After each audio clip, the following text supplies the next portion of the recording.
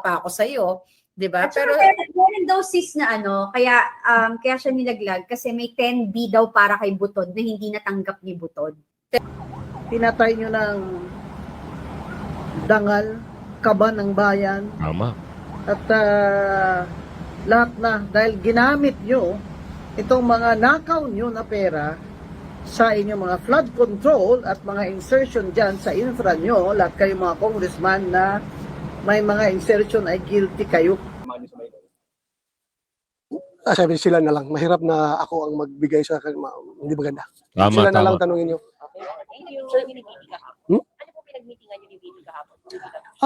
Nagkataon lang yun na dineliberate yung budget of the Office of the Vice President dito sa umaga. Then after that, pumunta kami sa opisina ng isang senador, nag-lunch kami doon. Yes. Good morning mga kasama. Nandito na naman si Kuya Goods nagbabalik. At syempre, kung hindi ka pa nakasubscribe sa ating channel, pa-subscribe na lang po at hit mo na rin yung bell para updated ka sa ating mga video. Nako po. Eto na ha. Mukhang magkaparehas ang pirma ni Attorney Pichi Espera. Lagot ka. Ayan ho ang nakita dito sa balitang ito. Halos magkamukha yung pirma ng iba't ibang dokumento. Sino kaya nakadiscover nito? Kilala nyo ba yung nagnotaryo dito sa affidavit ni Orly? Oo, mamaya-maya. At itong 10 billion na para kay Butod, hindi nakarating kaya nilaglag si Saldico. Agoy. Laglagan na ha. 10 billion ang usapin dito. Bilyar, Saldi, Romualdez, imbitahan. Yun nga yung balita. At ang buwelta ni Clara sa pahayag ni Magalong. At hinahanap ni Attorney Rowena Guanzon itong si Saldico. Nako, yan yung mga dapat yung malaman. Ipasok na nga natin to, kulong si Attorney Pichi. Totoo kaya ito?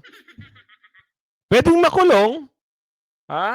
Pero siyempre, abogado yan. Didepensahan niya yan kung ano yung nararapat. Pasok! Huling-huli sa sariling pirma si Attorney Pechi Rose Espera. Totoo naman pala talaga ang pirmang ito ni Attorney Pechi Espera. Na-discover kasi ni Maharlika Bolchaquera ang isang contract agreement na pinirmahan at ininotaryo ni Attorney Espera noong April 8, 2025. Nako. Ang kanyang pirma roon ay match na match sa pirma na nasa notarized sworn statement ni Guteza sa opisyal na dokumento ng TIEZA, Tourism Infrastructure and Enterprise Zone Authority, na matatagpuan mismo sa kanilang website. Makikita ang isang contract agreement na pinirmahan at ininotaryo ni Attorney Espera noong April 8, 2025. Subalit nang naglaba si Attorney Espera ng kanyang demand letter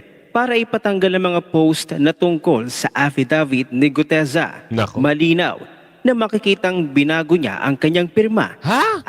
Binago ang pirma? Naku, bakit binago? Pinapatanggal ang post. Naku, hindi ho mawawala yan. Dahil kung ano nakapirma noon sa inyong mga ina-affidavit noon, at ngayon napirmahan nyo itong affidavit na ginawa nyo kay Ka Orly, may pagkukumpara yan. Siyempre, alam nyo naman yan, abogado naman kayo eh. Ang problema lang dito, kumalat sa social media. Siyempre, marami ngayong mag-iimbestiga. Marami ang magtatanong. Totoo ba ito? Yung pirma nito, parang mali naman natadawa. Di umano. Merong may nag-imbestiga. Si Boljak. Pinakita ngayon, halos magkasintulad. Ano ngayon? May pagkakaila pa ba ito? Parang hindi na siguro, no? Tuloy. Ang simpleng paghahambing ng mga dokumento ay sapat para patunayan na siya ay nagsinungaling at sadyang binago ang kanyang pirma para i-discredit si Guteza. Ayon sa post ni Maharlika, Sergeant Guteza, panalo ka. Huling-huli sa sariling pirma sa Attorney Pechi Rose Espera. matapos sigiit ni Attorney Pechi Rose Espera na fake daw ang kanyang pirma sa sworn statement ni Master Sergeant Orly Guteza. Malinaw sa ebidensyang ito ang magpapabagsak sa kanyang pahayag. Oh. Sa opisyal na dokumento ng TIEZA, Tourism Infrastructure and Enterprise Zone Authority na matatagpuan mismo sa kanilang website. Makikita ang isang contract agreement na pinirmahan at inotaryo ni Attorney Espera noong April 8, 2025. Oh, yun Ang na. kanyang pirma April 8 pa to. Oh, alin ba ang una dito sa lumabas na affidavit na ginawa? Di ba tong April 8? Halos magkaparehas ang pirma noon at yung pirma doon sa affidavit ni Orly. Oh, sino nagsisinungaling? Alam nga nagsinungaling si Orly, gumawa lang naman siya, nagpa-affidavit lang naman siya.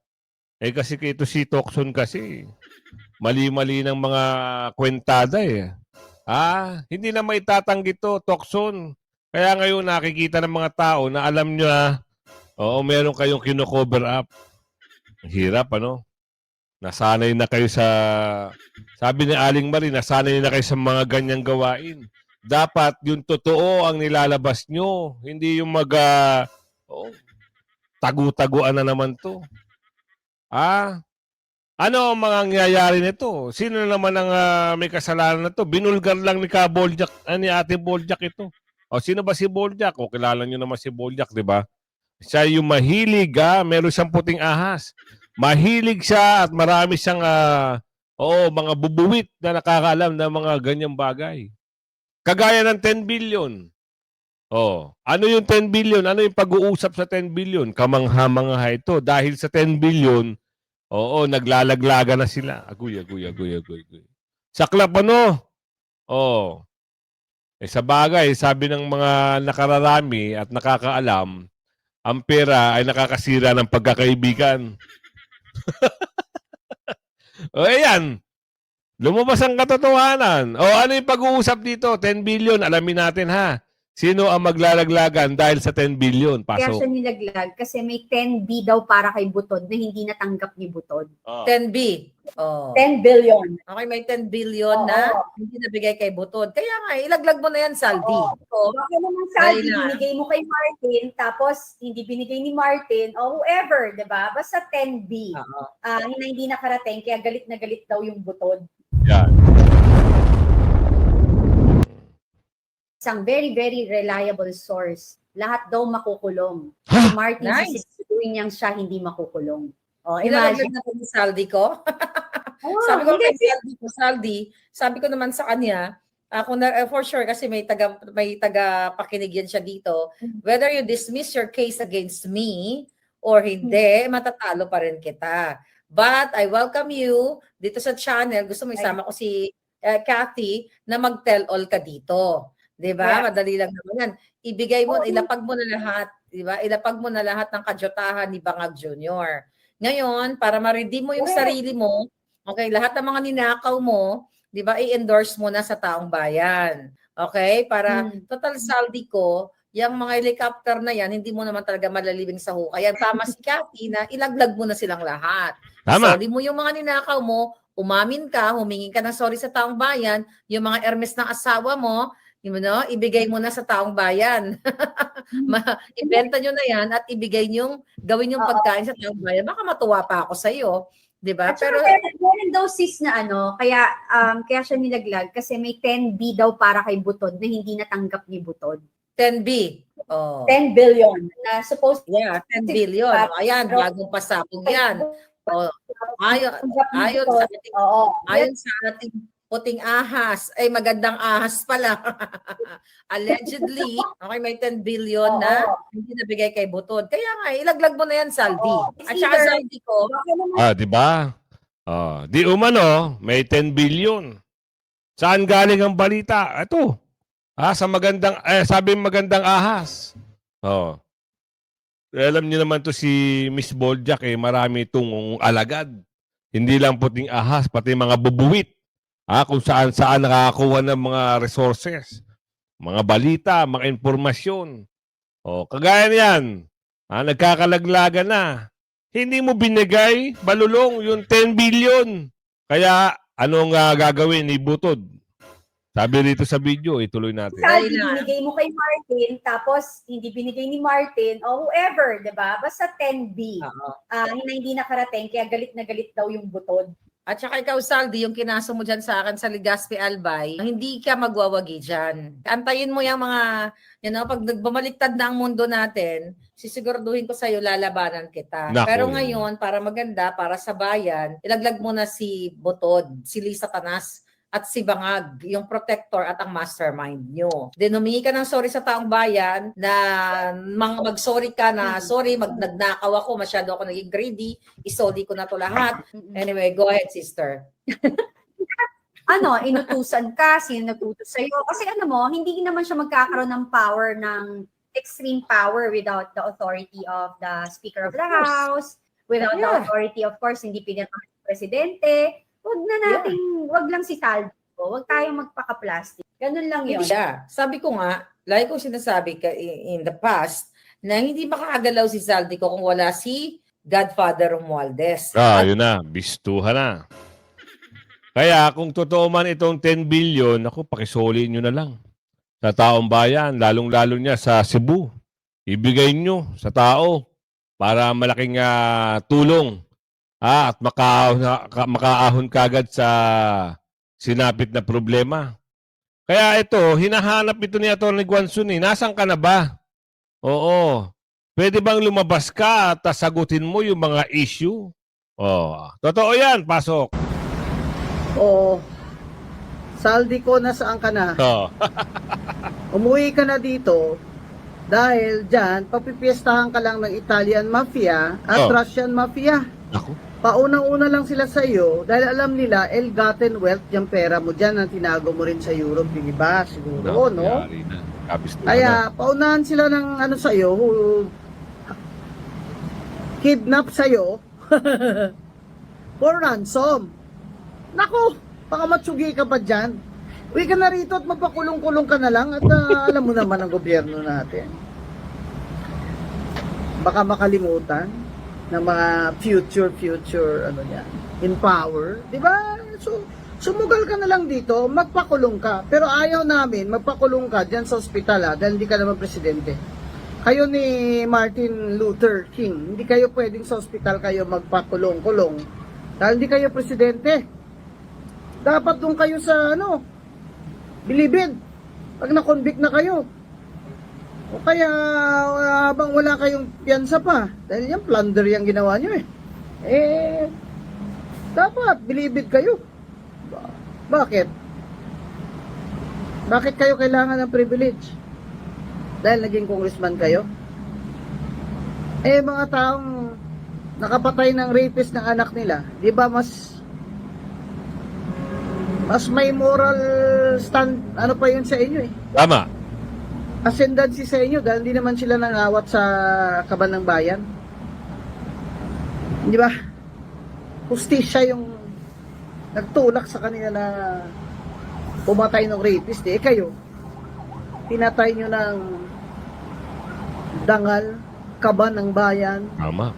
At lahat na dahil ginamit nyo itong mga nakaw nyo na pera sa inyong mga flood control at mga insertion dyan sa infra nyo, lahat kayo mga congressman na may mga insertion ay guilty kayo. Yari. Hindi kayo mag-i-insertion kung wala kayong kickback. Alamang. Sa amin tanga. Kayo ang tanga. Sabi na kayo. Wala nang dangal ang Pilipino. Pati yan, tinanggal nyo na sa amin. Inakaw nyo sa amin yan. Gilang, Atty. Guanzon, birahe.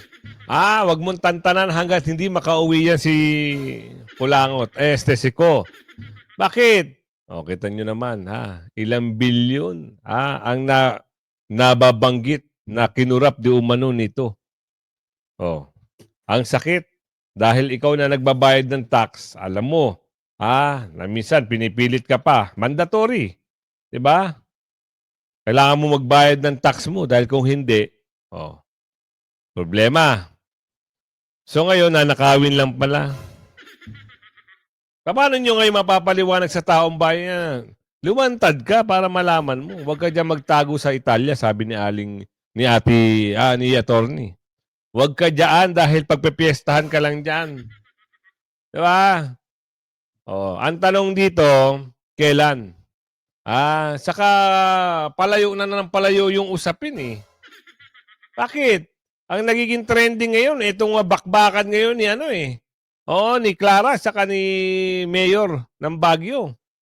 Nagsasagutan na sila ngayon. Pero ngayon, hanggang ngayon, hiniintay pa natin yung hearing ng Blue Ribbon. Saan ba? May patutunguhan pa ba ito? Sabihin nyo na kung tapos na ang istorya para maghahanap na naman kami ng bagong sarswela.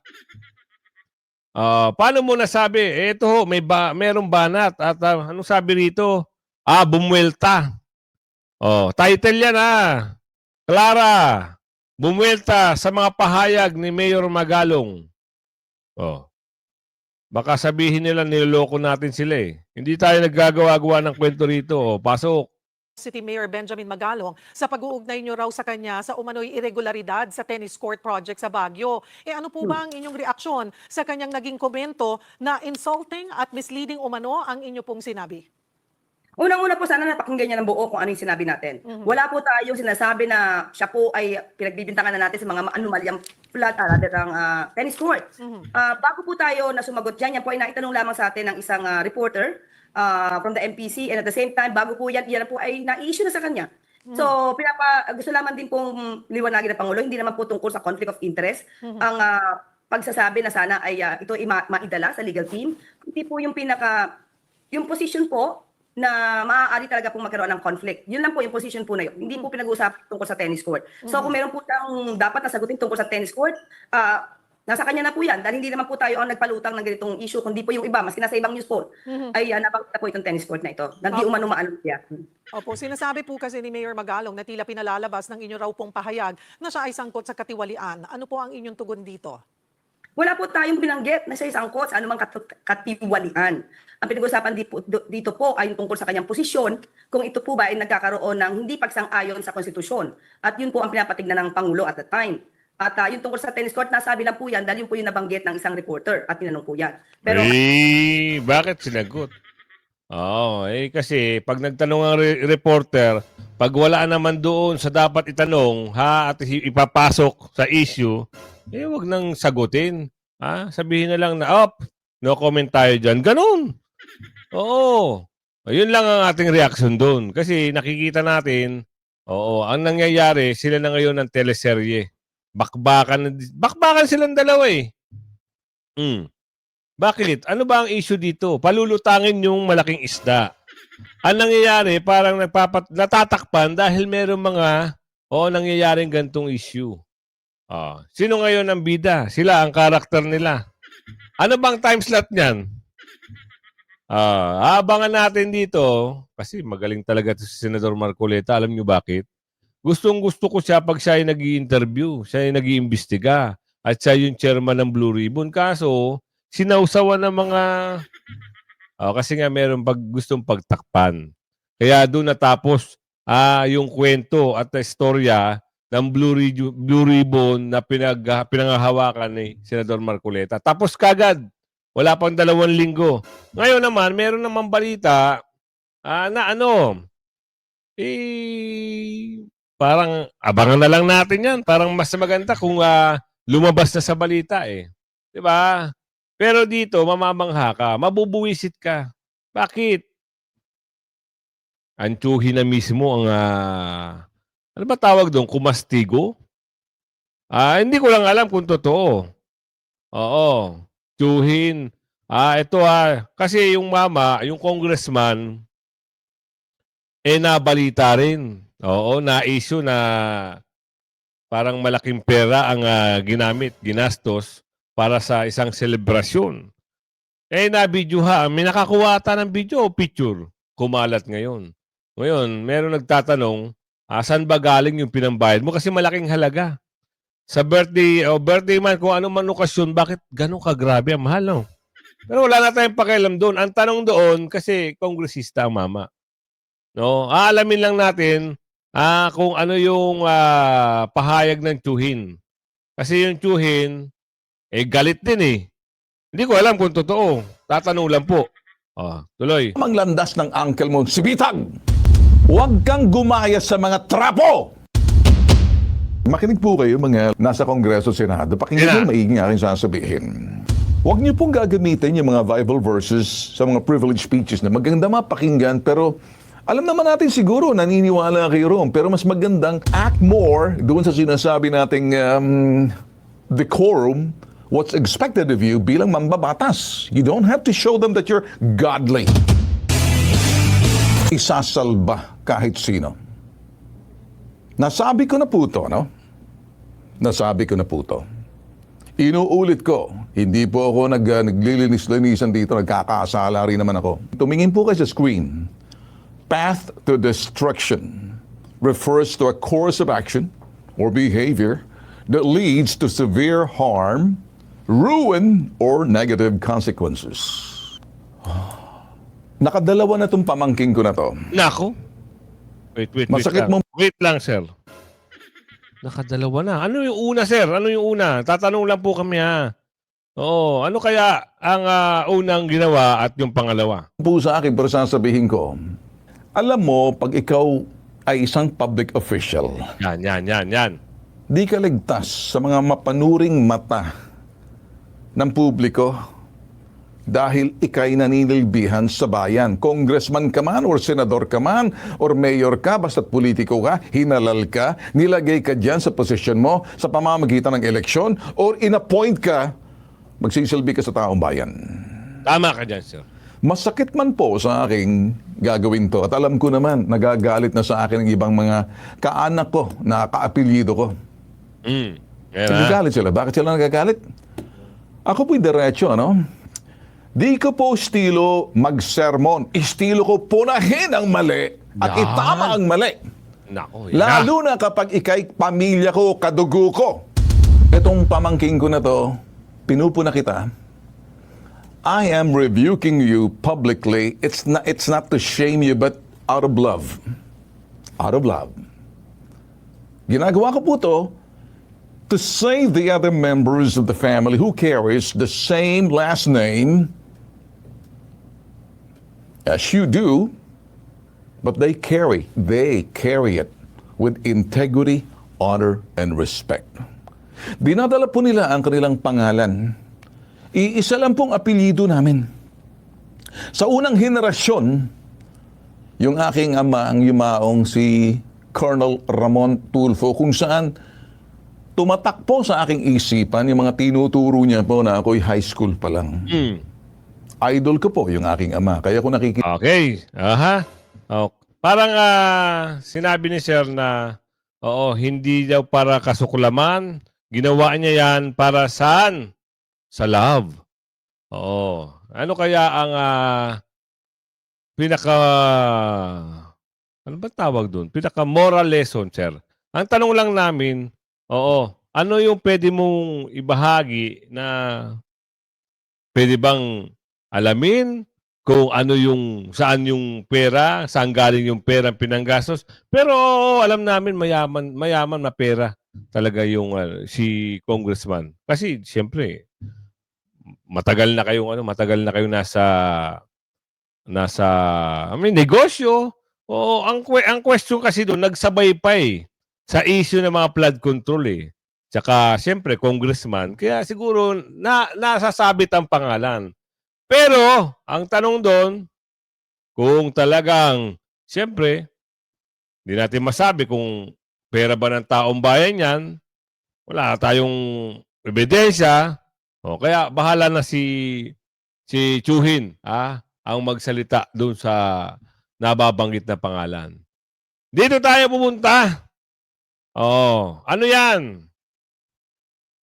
Mas maganda, si Senator De La Rosa na lang ang magbanggit dito. Maganda siya magpaliwanag sa taong bayan. De La Rosa, any form of dissatisfaction will be threat if not addressed? Ano yun? Senator Ejercito De La Rosa on Saldico resignation rumor. Okay. Alamin natin. Pasok. Sir, how's the morale of the uniformed personnel given yung allegations ng kaliwat ka ng katiwalian? I can only speak doon sa mga retired. Mga retired. Itong mga sa active, hindi tayo magbibigay ng opinion sa kanila. Marami tayong nakikita through social media, through, nakita nyo, nag-stage sila ng sarili nilang rally dyan sa Gate 4 ng Camp Aguinaldo, di ba? Those are retired AFP and AFP and PNP and uniform personnel people. So how's the morale of the retired uniformed people? Galit. Galit sa nangyayari. Gusto nilang palitan si BBM? Sir? Ha? Gusto nilang palitan si BBM? Sila natanungin natin. Basta alam kong galit sila sa nangyayari. So hindi sila kontento sir sa mga ginagawang investigation dito sa corruption? I don't know kung anong opinion nila. Hindi kami masyado nag-communicate. Nababasa ko lang yung mga pinapalabas nila, mga sentimento. Enough ba yung galit nila to pursue a threat to this government, sir? Well, any form of dissatisfaction, however significant it may be, if it snowballs into something bigger, then it will constitute a threat. Di ba? But right now, Kung hindi yan ma-address, magkakaproblema tayo dyan. future, Dahil aside from being a Filipino, they are people coming from, they are retired officers na pwede rin may certain degree of influence pa rin sa komunidad. Ha? so whatever happens, nakalagay naman si BP Sara. Ha? Ano man yung mangyari, naka-ready si BP Sara. Mahirap na, mahirap. Ewan ko sa inyo. Ikaw na sumagot yung tanong mo. Sir, yung sinasabi mo pwedeng ma-develop na threat, future yun. Future. Ready lagi si Bibi Sara. Ito namang reporter na to. Nakahanda yan kung anong mangyari. Kung papalitan ba yung nakaupo ngayon. Oo, talagang ready na. Hanggang, ano ba ngayon? 2025, may 3 taon, plus 2028, 6 na taon. Very good. Tuloy. Future, kapag hindi na-address, yun lang, dapat i-address kagad. Sir, anong comment nila doon sa mga binitawan na tirado ni SP Cheese kahapon? Ne? SP Cheese kahapon. Nagagamit lang ba talaga yung pangalan ng mga senador, sir? All guys talaga. Mahirap na maging spokesperson nila. Sila na lang tanungin mo.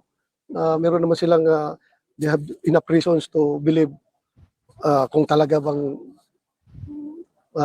yung allegation sa kanila ay totoo o hindi. Sila na lang tanungin nyo. So, hindi ka kasama doon sa list na nagkaroon ng insertion for this year? I don't know. Basta ako, lahat ng mga sinabit sa akin ng mga request ng mga gobernador, mga mayor, barangay kapitan, ng mga farm to market roads, mga munisipyo, mga sinabit ko sa Finance Committee. And even congressman, mayroong mga congressman na nanghingi sa atin ng mga nagpatulong na ma-implement yung kanilang mga priority projects. So sinabit. Sir, hanggang doon lang, sinabit mo lang, walang push na talagang... Paano ka mag-post na opposition ka eh?